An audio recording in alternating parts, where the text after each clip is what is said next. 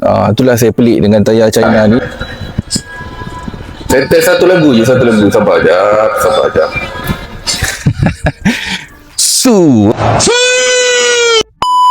Assalamualaikum dan salam sejahtera. Kembali lagi bersama saya, Joe Bashir. Dekat belakang saya ni, sebuah SUV segmen B daripada Jeko J5. Saya sebenarnya dah test dah kereta ni di China. Waktu first dia launch dekat China, tak silap saya hujung tahun 2024. Dan dekat sana dia menggunakan enjin yang lain lah. Dia tak sama dengan spek Malaysia, yang mana dia menggunakan enjin sama dengan enjin Jeko J7, tapi dalam pasaran Malaysia dia menggunakan enjin 1.5 turbo.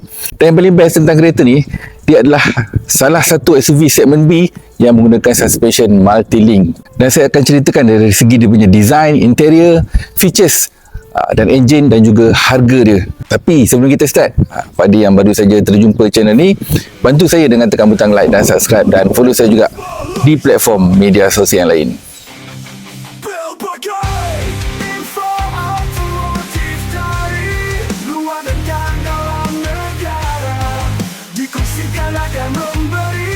Okay, first sekali kita nak cerita tentang dia punya design dia. Okay, design Jeko J5 ni kalau kita tengok, dia memang adalah mini Jeko J7, ataupun kita boleh kata dia adalah mini Range Rover lah. Kalau Jeko J7 tu kan design dia lebih kurang macam Range Rover kan. Ini kita boleh nampak dia macam Range Rover juga, tapi dia mini lah, dia lebih kecil daripada Jeko J7. Yang mana Jeko J7 adalah SUV segmen C dan Jeko J5 adalah SUV segmen B. Dan dia masih mengekalkan trademark waterfall grill dekat bahagian depan ni, yang bagi saya memang nampak menyelah lah untuk kereta compact macam ni kan. Kemudian dia menggunakan lampu LED, tapi dia tak ada checker flag macam Jeko J7. Mungkin ada kecil je lah kat sini kan. Dan untuk bahagian side profile dia, kita boleh kata dia adalah sebuah SUV yang agak panjang juga. Kalau nak bandingkan dengan Chery Tiggo Cross dan juga Proton X50, tapi dia punya wheelbase dia agak panjang. Wheelbase jarak roda daripada tayar depan juga tayar belakang dia agak panjang, so keluasan dalaman dia agak luas. Itu adalah kelebihan yang ada pada Jeko J5 ni. Dan kalau kita boleh tengok, dia menggunakan rim 18 inci dan menggunakan tayar Choyang. Dia untuk jalan yang basah dia agak sedap. Kalau ikutkan dia punya atas-atas pun, dia wet grip dia memang terbaik. Cumanya untuk ketahanan tayar ni belum tahu lagi lah. Dan bahagian belakang dia, okay, nampak ni J5 dia Joe J7 lagi best kan, bawa kena dengan Joe.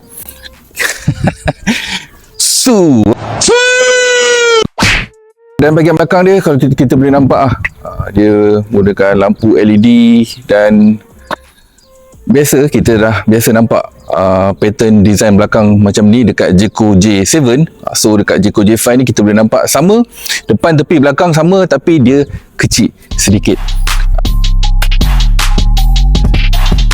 Untuk bahagian interior dia, okay, first impression lah senang. First impression memang nampak premium lah, boleh kata bawah daripada 120,000 tapi dapat dengan feel premium, vibe premium tu kan. Lagi-lagi dengan dia punya sistem infotainment dia yang jadi semenegak ni. Dia menggunakan sistem infotainment 13 inci, dan kemudian meter cluster dia kat sini yang memang betul-betul nampak style.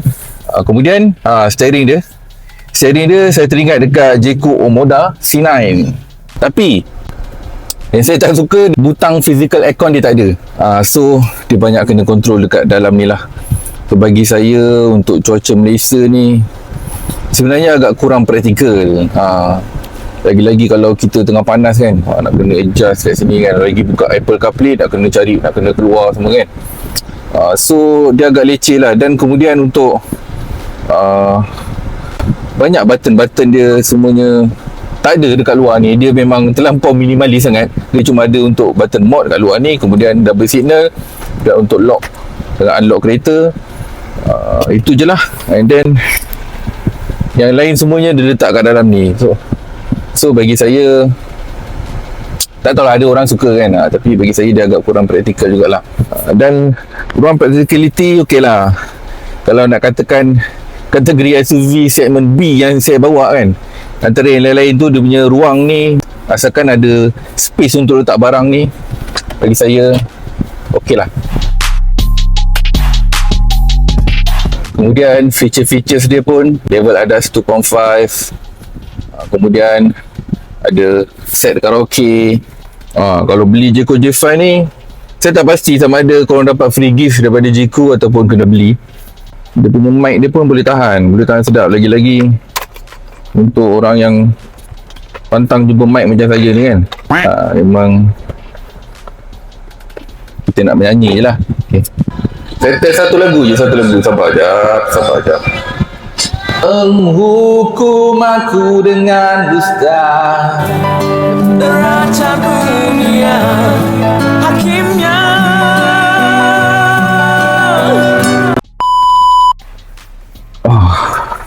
Saya suka sebenarnya Jeko ni pasal dia tak ada apa orang kata dekat tengah ni. So kalau dia flat kat belakang ni, dia tak adalah flat, dia ada bonggol sikit lah, tapi dia akan memberikan keselesaan yang lebih luas dekat bahagian belakang.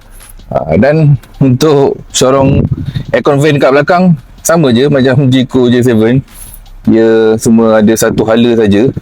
So berebut-rebut lah kan, orang nak berebut aircon kat belakang. Kemudian dia ada USB ni, Type-C, USB Type-C. Dan untuk keselesaan belakang, untuk saya yang tinggi 180 ni, ngam-ngam. Asalkan ada headrest kat belakang ni, boleh baring. Okey lah. Kereta ni bagi saya untuk sebuah family yang kecil, ada anak 2 orang, okey lah, complete lah. Boot space Jeko J5 480 liter. Kalau kita turunkan, dia boleh gunakan 60-40 split, boleh dapat 1200 liter. Dan untuk bahagian belakang ni, yang saya suka, dia boleh ke bawah kan, dan dia ada tayar spare, tayar temporary. Dan bagi saya, untuk boot space Jeko J5 ni, dia tak adalah terlalu besar dan tak adalah terlalu kecil, tapi kalau nak dibandingkan antara pesaing-pesaing dia lain, dia kira kategori yang tengah-tengah. So kereta ni memang semuanya tengah-tengah, dia balance lah. Jeko J5 ni datang dengan enjin 1.5 liter turbo yang menghasilkan 147 horsepower dan 210 Nm torque dengan transmisi CVT. Walaupun dia CVT, tapi dia tak adalah CVT yang lemau. Sebabnya fokus kereta ni lebih kepada sebuah SUV harian. Sebuah SUV harian yang jimat minyak. Dan bagi saya, untuk kereta ni saya dapatkan seminggu, dan untuk pemanduan kereta ni, okey, jujur saya cakap dia punya power dia so-so je, boleh lah nak tekan pergi. Tapi saya suka bab handling kereta ni, gunakan multi-link dekat bahagian belakang tu. So dia tak adalah beralun sangat macam SUV yang lain dalam segmen B lah. Sebabnya dalam SUV segmen B ni, bagi saya kan, saya rasa 2 je yang menggunakan multi-link, Chery Omoda Off-Fi yang baru tu, facelift tu, dan kemudian Jeko J5 ni. Yang lain semua menggunakan torsion beam. So dekat situ, atas kertas pun korang dah boleh nampak kan, kereta ni fokus kepada handling dan comfort. Lagi-lagi dengan jalan raya Malaysia ni yang korang tahulah. Dan secara keseluruhannya, bagi saya, ini adalah sebuah SUV yang berbaloi. Dan kalau korang cari sebuah SUV yang korang nak praktikal, kemudian nak balance antara power dan juga jimat minyak, nak cari sebuah SUV yang ada gaya, design, kalau nak dapatkan SUV Jeko J7 tu kan terlampau besar kan, bagi setengah orang family yang baru berkahwin kan. So nak dapatkan SUV yang kecil, SUV segmen B yang ngam-ngam ni dengan harga cuma RM108,000 Malaysia, Jeko J5 ni adalah pilihan yang paling sesuai sekali lah. Okeylah, sekian saja video saya untuk kali ini. Diharap bermanfaat kepada yang sedang mencari sebuah SUV segmen B. Dan kalau korang nak bandingkan SUV segmen B, saya banyak buat review SUV segmen B. Korang boleh tengok video-video yang sebelum ni. Right, jumpa dalam video yang akan datang. Saya Joe Bashir, Info Otomotif Malaysia. Assalamualaikum. Ciao.